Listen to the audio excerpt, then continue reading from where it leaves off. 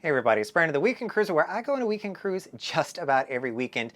And with that, I get to see a lot of party people on a cruise ship. So let me know down in the comments if you are a party person and you love going on the weekend cruise like I do. Now, if this is your first weekend cruise, or maybe it's your first cruise in general, you are saying, should I drink package or should I not drink package? That is the question. So if you're getting ready to go on a weekend cruise, chances are you may see it as a booze cruise and you want to make sure you are not spending too much money to allow yourself to have that full booze cruise experience. And so we're going to break all this down and we're going to go through, number one, what is the deluxe beverage package and what is it going to include? How you can have that revoked. We're going to go over the pricing of that, as well as is it worth it for you? So we're going to do a few case studies to talk through, is the deluxe package something that you should do? And then we're going to talk about who should not do the deluxe beverage package. So stay with me. I'm going to try to link down below because this may be a little bit lengthy, but hopefully this is great information to help you make your decision on should I drink package or should I not? Now, what is the deluxe beverage package? This is going to be the all-inclusive drink package on Royal Caribbean of the Seas. And it's going to include any beverage that you can buy here, from water, soda, fresh squeezed orange juice, and all of your alcohol. So beer, wine, and liquor is all going to be included in this. It is at a $14 cap though. So when you are buying a drink, most drinks on the ship are $14 these days. It actually just went up, I think a few weeks ago. They increased the price of a lot of their drinks to around $14, and it's going to cover up to the $14 mark. Should you want like a nice glass of wine, for instance, that sells for $16, you're just going to have to pay the $2 difference on top of that.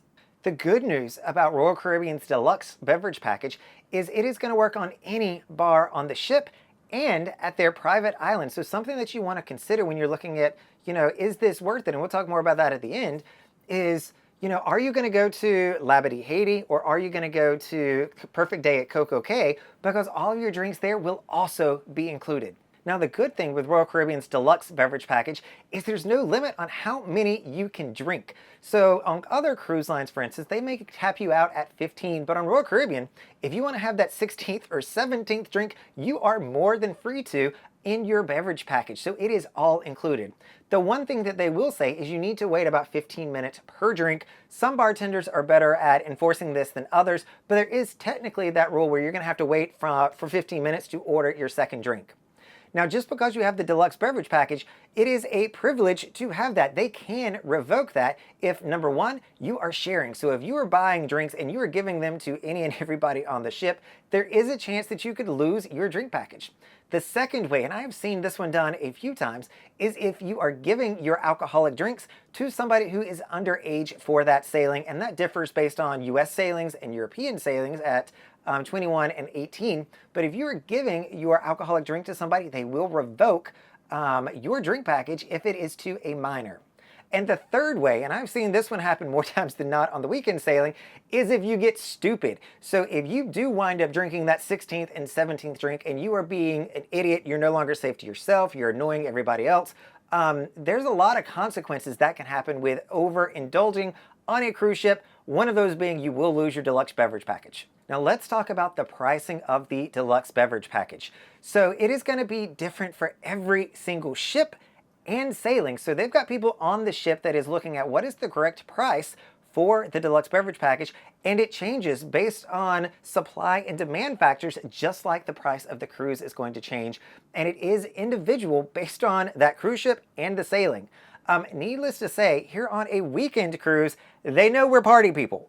So they're going to charge us a little bit more than a full 7-day cruise. The 3-night weekend cruise is going to sell that drink package at a premium because they're pretty sure we're going to make really good use of our beverage package. So when you're looking at buying a beverage package, or even if you're looking at buying an individual drink on the ship, remember you always need to include 18% gratuity on top of whatever that price is. So they're going to give you a daily rate for your drink package. So take that number, which a good number for a drink package is around $65. I don't always see that number out there, but $65 is a good amount for a weekend sailing. But you're going to make sure that you're adding 18% to that per day. So all in, you're looking at around $230 on a good rate for the drink package.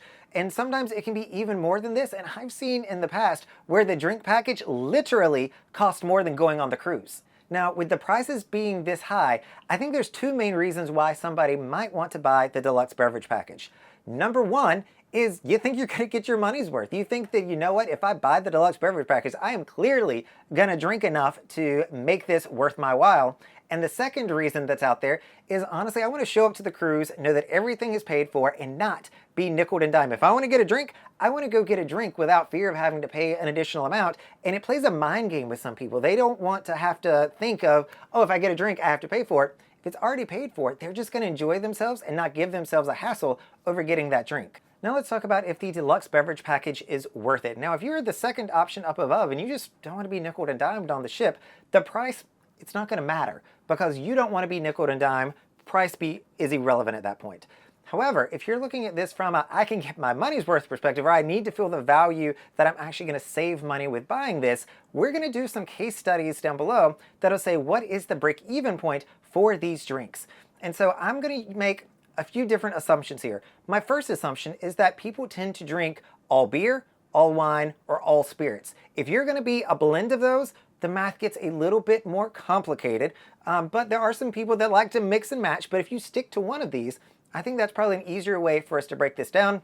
And then I'm going to say, are you a Bud Light kind of guy, or are you a fancy beer kind of guy? And same with the wine and the spirits. Can you do the cheaper drinks, in which case you need to drink a little bit more if that's what you prefer to get your value? Or if you're going to always want the creme de la creme, the best that they've got, you might have to drink a little bit less because you're ordering a higher end drink. So to get the prices, I've pulled out my handy dandy Google Pixel 7 Pro. It just came out last week and I've already got my hands on one of those. And we're going to go to the dining tab down at the bottom. Now this is going to have a bar and lounge section at the top. I want to make sure that I'm giving you all the correct prices, and you can choose from one of these options. The first one we're going to explore is what is the break-even cost if you are a beer drinker. So I'm going to come here to the Bull and Bear tab because it has the most beer, and it looks like my internet connection is slow. This is why I have a love-hate relationship with the Starlink satellite system here, because it likes to kick me off from time to time. And looks like it is jammed up. And the app is no longer responding. That's great. So let me close out of this app, and we're going to try this once again. There we go. Dining. Go over and up to bars and lounges, and since we're looking at beer, we want to pull up the Bull and Bear Pub, which is the main beer gallery here on the ship. So you'll see at the top, a Bud Light is going to run you about $7.50, and you're going to have, you know, your more expensive drinks down here at the bottom. So if you want a Groosh, I guess is how you say it, from the Netherlands, it's going to be about $8.25. And so I'll just scroll down a little bit. Guinness is coming in at $8, Newcastle $8. Some of these you all definitely recognize. And then they've got some Rise and Shines down at the bottom if you want a cocktail, but that is mixing up beer with liquor, and that is outside of the scope of this exercise. So with that in mind, you are looking at a break even for a beer person on the cheap side. If you want to do just Bud Light or something of that nature, you are going to need to drink 9 beers per day to break even and get your money's worth. If you are drinking the higher end fancy wines at the high-end fancy beer at $8.25, you're going to need to drink 8 of those. So it's a lower number because they cost more and you're getting more value out of it. Now, if we want to look at wine, I'm going to come back to my handy-dandy phone here, and I'm going to go over to Vintages to show you what Vintages has, because they are the wine bar on board and have the most options. They're down at the bottom.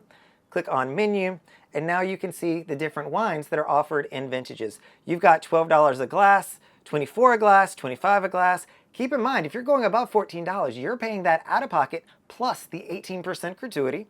You've got $10 a glass, and then you've got some where you can buy by the bottle. With the deluxe beverage package, you do get a discount on buying by the bottle, but I'm not sure what that is. You'll have to check that when you get on board, because I think most people are just buying by the glass. But you do have some $19, $24, $16 they'll have some really nice glasses for you. But at the end of the day, if you were looking for a cheap glass of wine, there was one on the list for $8 that I forgot to call out. So if you want to do the cheapest wine, it's $8 per glass. Or the fancy wine, I'm just saying you can go up to that $14 amount, because if you buy the beverage package, to me, it's tough to convince myself to go above and beyond that. The break even for the cheap glasses of wine is $9, so you're gonna, or 9 glasses. You're gonna need to drink 9 glasses of wine every day to make this worth your while. And then if you're going into the fancier wines, you're only gonna need about 5 glasses of wine every day before it is making it worth its while. Now let's talk about spirits, and these are a little bit different. So I had to go down there and ask them about some of the prices to the spirits. If we come back over here, a good place to see what spirits are is the lime and coconut bar. This is going to be your pool deck bar in a place that you're probably going to want to order margaritas and all sorts of drinks. You'll see here that a lot of these are $14 beverages. So they have upped the price recently from $13 to $14. And that's kind of what you're going to find here. You're also going to have some beer, but the go-to here is going to be the lime and coconut, your Planters Punch, those kind of items that are at $14. So those are your high-end mixed drinks. If you say, you know what, Brandon, I am really basic. I just want to have a house vodka with some club soda, maybe some cranberry. The price for that, I asked because they don't put that on their actual menu here, is $10.50 per glass. If you are looking at a top shelf item, you can go up to the $14. And that's going to have a different break even. So if you're at the house level, you're going to need to drink 7 mixed drinks per day. If you are coming in at the top shelf level, you're going to be drinking 5 glasses of mixed beverages per day. So those spirits and hard alcohols. The key to this, and this is something that a lot of people forget to do, is you need to request top shelf liquor. So if you do not request top shelf liquor and you just say, hey, I want a vodka soda, they're going to give you the house vodka by default. That's what every single bar is going to do. Even though you have the beverage package, they're going to give you the cheaper option. So you got to remember to ask for that top shelf. The place where most people run into an issue here is as the night progresses, it gets tougher and tougher to remember to ask for top shelves. Some other considerations, and I've already talked about these a little bit. If you're going to be in Labadee, Haiti, or you're going to be at Perfect Day Coco Cay in the Bahamas, it's going to make hitting these numbers much, much easier. Because when I say you have to drink 7 drinks per day, you've got to do that every single day of your cruise. If it is a 3-night sailing, that is a little bit easier. But if it is a 7-night sailing and the break-even math works in your favor, saying you need to drink 7 a day, that's a big commitment to drinking. And so even back when I used to drink, you all know that I do not at this point, I couldn't really keep up with those kind of levels of drinking, or I would find that I would shoot the moon on night 1, and day 2, I wouldn't drink at all. And so I was never really one who could get my money's worth because I couldn't make up and drink as much as I needed to get the value out of this. However, if you're going to the private islands, you're going to have all day, literally from the moment you wake up to the moment you go to bed, to be drinking, and it makes it much nicer. Of course, if you leave the ship and go out to Nassau, let's say, your beverage package is not going to work in Nassau, and you're going to have to pay additional amounts to drink over there. You might just want to wait, not drink in Nassau, and come back to the ship and drink here because your drinks are already paid for. Now, if you're going to be mixing and matching, you say that, hey, when I wake up, I want to have a mimosa. Then in the afternoon, I'm going to have a beer by the pool. And then in the evening, I want to go back to a wine with dinner. And at the nightclub, I'm going to have a mixed drink. Your numbers are going to fluctuate a little bit on what your break even is.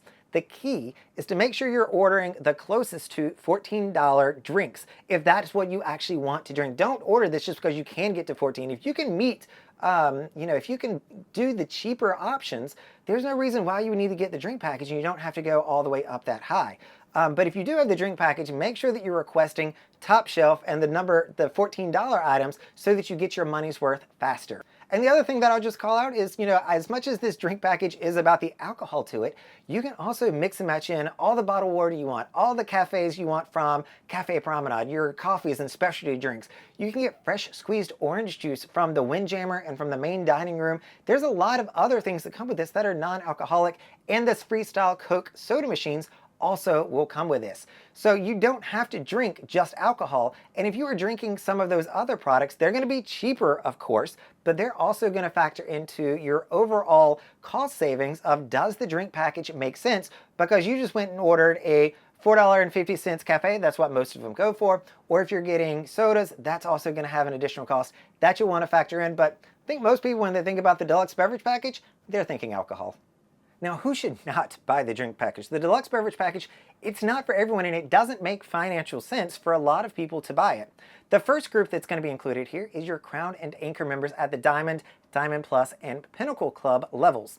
Now, with these, you're going to receive 4, 5, and 6 drinks respectively that you're going to get free every single day at any bar, including on the islands, that you want to buy. So that's going to eat into the is it worth it number. So if I'm saying you have 7 drinks you got to drink to break even, if now you're getting 4 free drinks at the diamond level, you have to drink a ton of drinks. You've got to drink 11 drinks to break even, and that's a lot for most people. So in those cases, it's probably not going to make sense. Though one side note here, if you are Diamond, Diamond Plus, or Pinnacle, you will get a discount on the drink package on board only, but in my opinion, you still have so many drinks you're going to have to go through for it to be making it worth your while. I do know people that do it, but you just have to do the math on.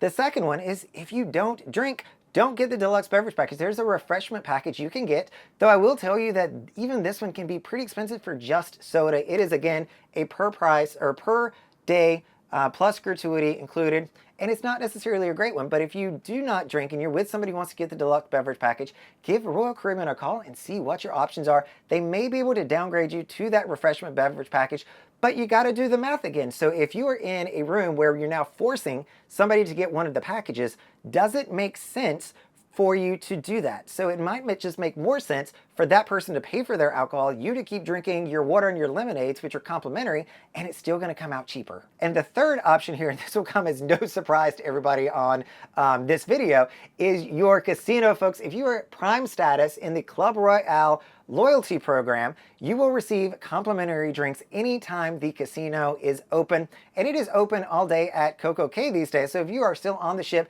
you can drink for free. I know people that'll be up on the 14th level at the Olive and Twist, and they'll be like, oh, I gotta get a drink, and they will go all the way down to the casino on deck 4, excuse me, and then they'll come back up and join the party again. So if you are already getting complimentary drinks from the casino because you have already prepaid for those via your gambling, you probably don't need to get the drink package. All right, everybody, this is Brandon, the Weekend Cruiser, hoping to see you on a weekend cruise soon.